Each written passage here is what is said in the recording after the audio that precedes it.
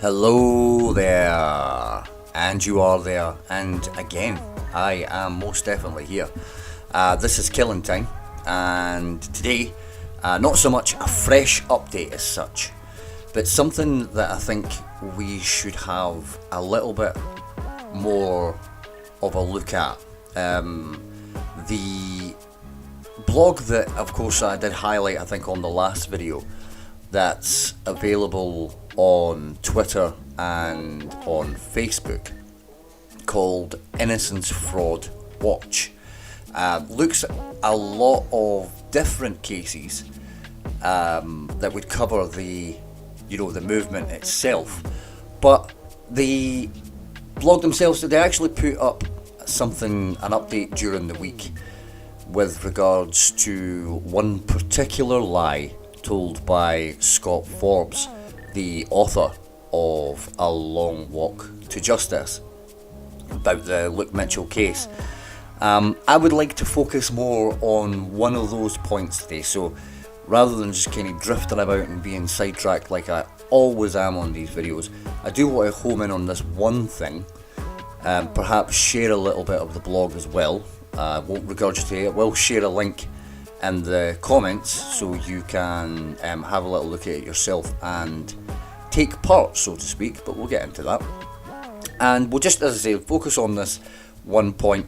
If I do get sidetracked, I'll apologise in advance, but really we just want to have a look at this one particular lie and why it's so important to Mr. Forbes' story held within the, well, what I can only describe as fictional book. So yeah, let's get on with the subject matter in hand.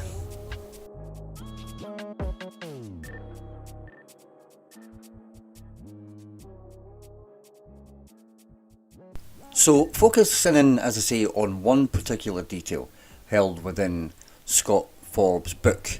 Quite a pivotal detail, really, in all honesty, and we'll get into why that is.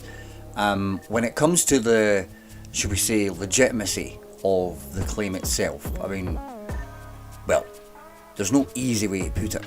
I mean, what is the best way to put it, I suppose, is the question.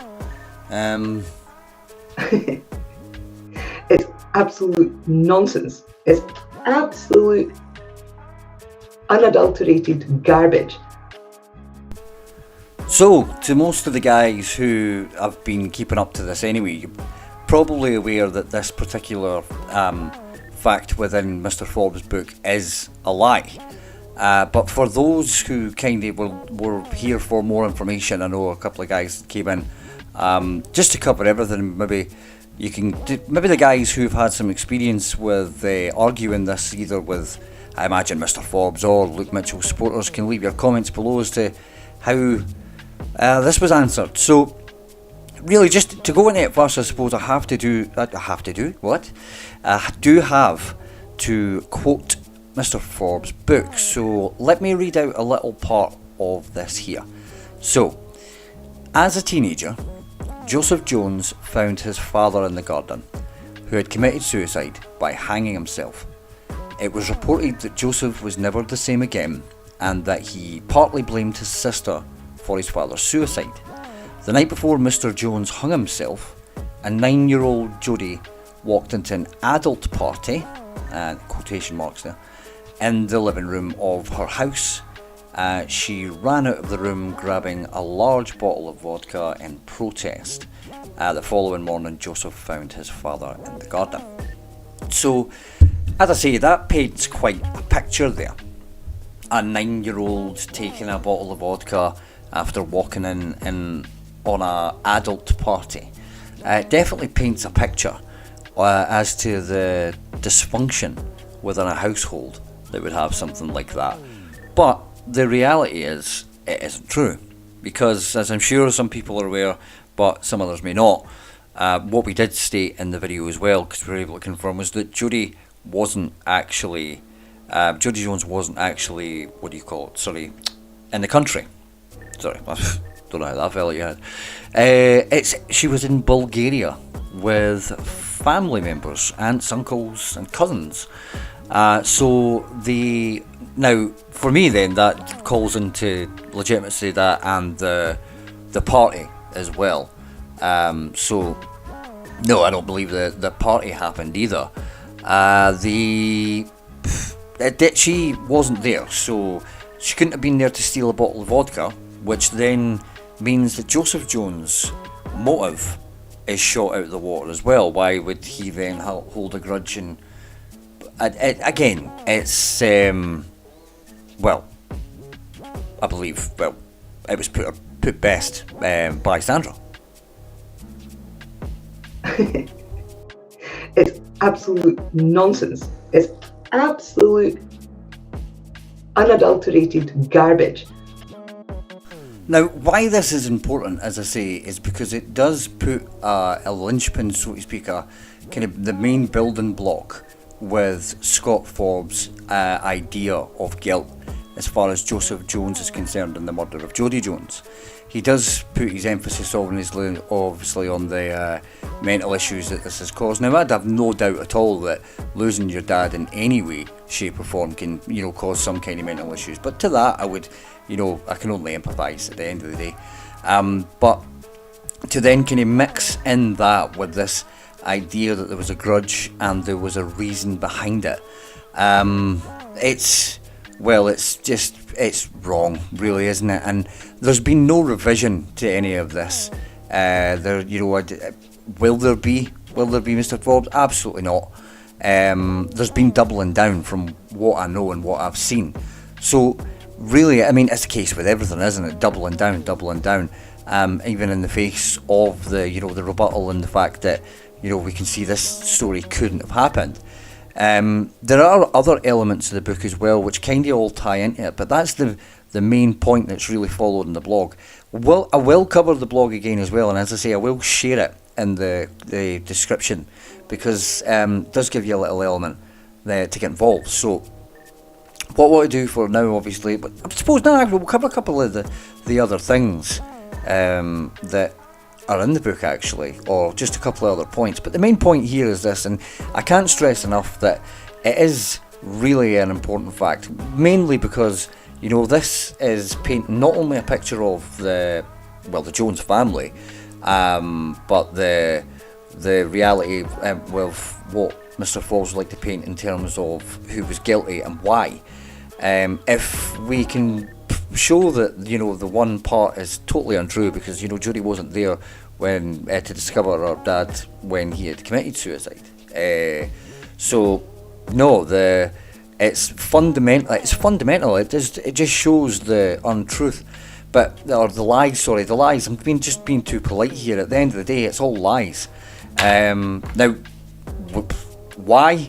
I could give a lot of reasons, but at the end of the day, that's for everybody else to speculate and for Mr. Forbes to answer to. I don't know why, but I think I've got a good idea. So let's cover another couple of things. We'll do a little comment corner as well, and then we'll go back to the blog at the end, and I can kind of share some more information on that as well.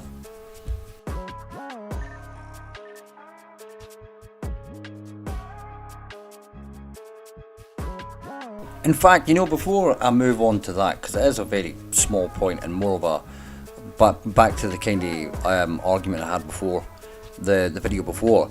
Obviously the book itself that's written by Mr. Forbes was checked by two individuals, I believe, Catherine Laundrie and Sandra Lean herself.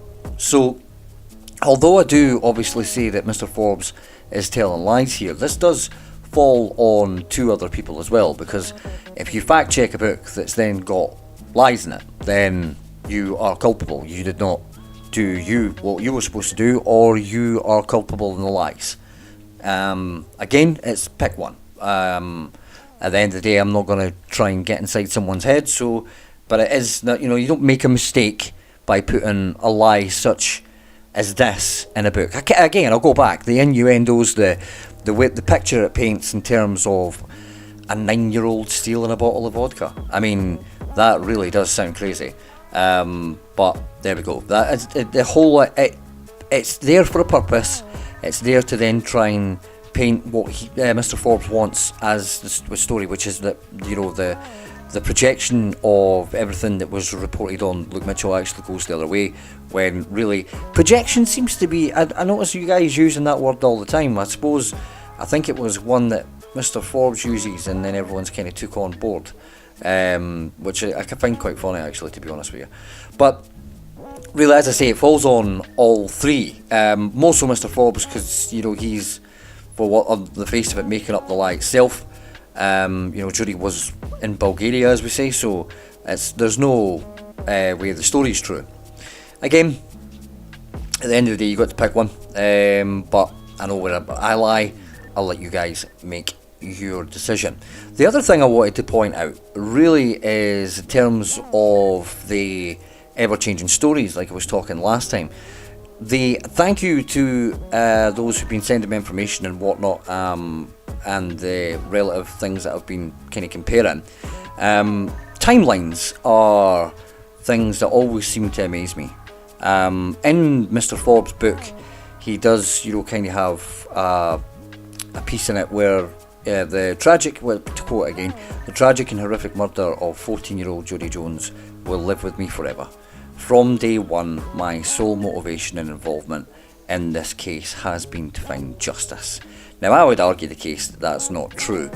I really wouldn't. From day one, your involvement, I wouldn't think that was the case. I mean, we look at the timelines as well in terms of Mr. Forbes does say in the book that he first spoke out in 2005 and he was discredited then. Mr. Forbes' statement came in 2007, so he does speak about a 19-year involvement with the case in the book, but the statement, as I say, 2007, or is it maybe 2000, you know, early 2008, so that's what we're talking. It came forward 18 months after Luke Mitchell was convicted. Now, there is some difference in different stories between Sandra Lean and Scott Forbes as to how the two of those guys kind of came to be, you know, associated. Now, you know, there's, you know, stories about a random chance meet of Mr. Forbes going into Corinne Mitchell's caravan park. Stories about, you know, becoming friends at Stirling University. It's all confused, muddled up, and they said different things at different times. But again, that's maybe a video. As you can see, we've learned how to edit and cut and copy videos, so that's up and coming. That's a new skill. The other things, as I say, within the book itself, the timeline, as I say, for me that doesn't make sense. So it doesn't match up with the idea that from day one. That again, it's a lie. It's see-through for me because of the fact that we've got other lies there. There was one quote that Mr. Forbes used in his book, and I thought it was really, again, that I hate to keep on using your word, guys, but projection. I'm gonna have to find this now. Bear with me a second, because I really am going to have to find this. Oh, wait a minute. Forgive me. Sorry, the quote reads, "No one," again, this is from Scott Forbes. "No one trashes your name more than someone who is afraid you will tell the truth." And I think that, again, using that projection word could be kind of, you know, levied at Mr. Forbes in the way that he speaks about the Jones family and the people who speak out against them. I've seen his interactions with people online. I see the way he kind of speaks to people, and it is always a personal attack. So he kind of gives the game away himself there with his own quote. You're worried, Mr. Forbes, about what people are saying because, you know, like things like this, you lied. You could revise your book. You could make a change. You could then look more into it if you do believe this is the case and find out what is, in your eyes, a real motive. Because this isn't. It's a lie. As I say, Miss Lean is in with the lie as well. The idea, this whole thing, the 2003 convicted, 2005, a statement 18 months later, a book in 2002 saying about 19 years involvement. Numbers don't even keep going in the same way. I'd still like to look more into the whole relationship and aspect of that, and I will be in the future, obviously. But as far as this one particular thing was today, that the story that we're really looking at there, that's one of the big lies. We'll cover another couple as well, in terms of what's covered not only in books but on podcasts. And as you can see, we're getting good at splicing things together. It's been quite fun putting everything back to back and kind of watching it through. I'm sure you guys will enjoy it as well when it's all finished. So and in context as well, guys. In context as well. So the other things we would need to do is a little comment corner. But before we do that, what's your thoughts on this, guys? Can you think of any discussions you've had with Luke supporters about it as well? And keep a little eye out for the end for if you do want to get involved with this. Personally, I will be. I believe there's another couple of things within the book as well that really I think do add up to a little bit. But this one's more, as I say, covered in the blog, and one of the more, should we say, bigger ones, because as I say, it's that building block that we need there to assign guilt to someone else. So let's have a quick little comment corner, and then we'll wrap up with the blog at the end, and see where we go from there. So comment corner, this video as well, kind of it's a two birds with one stone. It comes on the Benoit video, and again I just want to take a second to thank everybody who's taken the time and came in through the Benoit video, the likes, the comments, the good feedback that I've had from it. Thank you very much for that. I'm quite surprised by that one, but thank you again. I suppose it was probably quite famous. Tie into that as well with an upcoming video that's a long form video again. Take a little break for this, but anyway, that's sidetracked. So that comes on the Benoit video. It's from Felix Garaby III. I hope I'm saying your second name right there, Felix. He had said about the Benoit video. I'd made comment that he was due to perform at the Armageddon pay-per-view. But Felix had corrected me and said that it was Vengeance Night of Champions, not Armageddon. And on second looking into it again, yes, it absolutely is. I did get that wrong. So I will be obviously editing the video, the description of the video itself to include that. And this is why comment corners here as well. Some corrections sometimes that do need to be made obviously will be made here. So thank you very much for that, Felix. As I say, I do apologise that I'd made that mistake there. I'm glad that's the only fault that you could find in it. I will take that on the chin. Again, I'm sure a lot of people's ears prick up when I say this, that I'll correct mistakes, but as of yet I can only find one mistake that I made in the Luke Mitchell video, and I will be going into that in a little bit more detail. I was, if I was to be absolutely honest, I was guilty of being taken in by certain stories about one particular suspect, and I would like to make a correction to that, but I will do that in a bit of a longer form video, and I'll perhaps give that gentleman a voice, so to speak, and all this. But this is what it's here for. And again, not to take everything and just cram it into comment corner, but again, I accept the fact that I can make mistakes. That's why I'm here. These things are here to do. Can other people fess up to their mistakes? I wonder. Well, we've covered it in this video. I will continue to make any corrections. As I say, what we'll do is we'll put it in the description for the video itself, and in any updates here as well. But if you do spot anything, then you can pop it in. if you just want to tell me I'm wrong and then put a link to someone else's video to prove yourself right, then you will get ignored, as you duly should. So, have we learned anything? Do we, well, in fact, let's not even get into it just now. Let's wrap up Comment Corner instead. As I say, thank you very much for the response on that, guys. If you want to leave a comment in any of the videos, what we do is we have a little look at them. Comment Corner. I can't always be in the comments replying. I do try and get to some, especially if I'm gonna, mention them on here.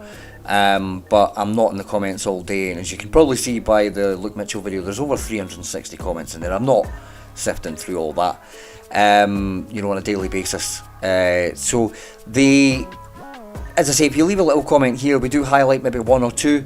Some of them are more ridiculous, some of them are a bit more serious, some of them a bit more helpful, like Felix. But thank you again for your comment, Felix. Thank you everybody who's leaving comments and your sarcastic thumbs up. I don't ask anybody to share the videos, especially wouldn't ask anybody to, share these, but at least you have something behind you that if you do find yourself talking about these things, you can obviously, reiterate what you've learned. But if you don't mind, could you share the long form? Would that be okay? That'd be good. It'd be good to get some other, should we say, people a bit more, knowledgeable on the cases. And as I say, we've got another one coming up. That is more celebrity based, but I'll leave that just now. I might cover it in the wrap up. But that's Comment Corner for now, guys. Thank you very much.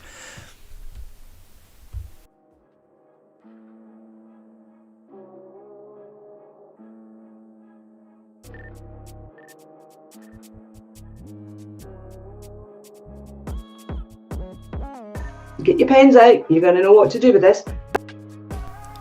To wrap up then, really just to go back to the initial blog that I'd highlighted to begin with the Innocence Fraud Watch. Again, as I say, available on Twitter and Facebook.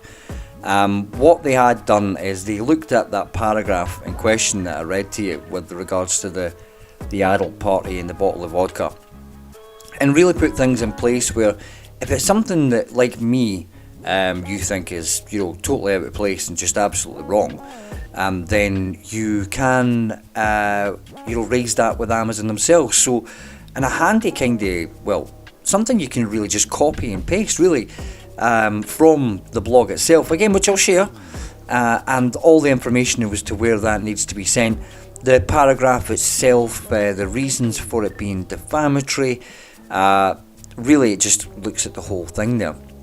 To just read a little bit of them, we have used one defamatory paragraph from the book below. Notice to Amazon of defamatory content on amazon.co.uk, and obviously just the information there about what you need to do and all the relative information for the book itself. So it is really that easy. A copy and paste and an email out. There you go, job done. And as I say, can we get it revised? Can we get this looked at? It's not true at the end of the day, and I don't believe that for a second Mr. Forbes is going to make any changes to his book or any changes to his, should we say, theory here. Unless, of course, I don't know, well, it did change with Mark Cain, I suppose, so you never know. That's what, again, one thing about this whole, from day one, what nothing but justice. You don't care about the victim when you're making up lies. That's just a total lie in itself. How can you really care about the victim from day one if you're lying about things like that? And I mean, it is a lie, isn't it? It is a lie. Oh, well. Definitely. So, that's that kind of wrapped up in, well, we dragged that one point out, I suppose, didn't we? Over this prolonged period. I thought it'd be a little bit short on this, but thank you for taking the time to listen to it and getting to this point. If you could leave your little sarcastic thumbs up, comments as well. Let me know, well, what's your understanding of the relationship between Sandra Lynn and Scott Forbes? Where have you heard the relationship blossomed. I don't mean that in any romantic sense, sorry. And of course, obviously, will you be getting involved? Would you like to... I'd say I'll put the link for the blog in the description for the video.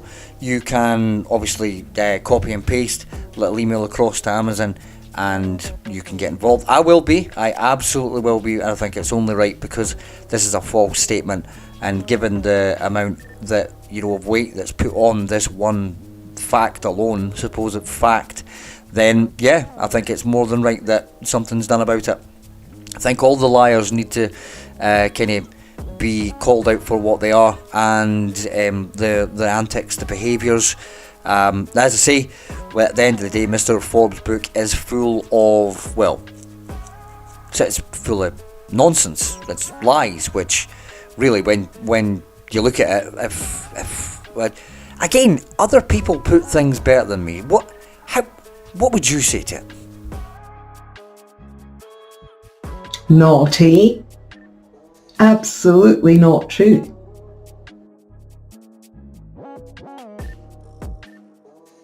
Indeed. So thanks for watching this video up to this point, and any other videos, guys. Thank you for leaving your sarcastic thumbs up and your comments and the positive feedback we've had.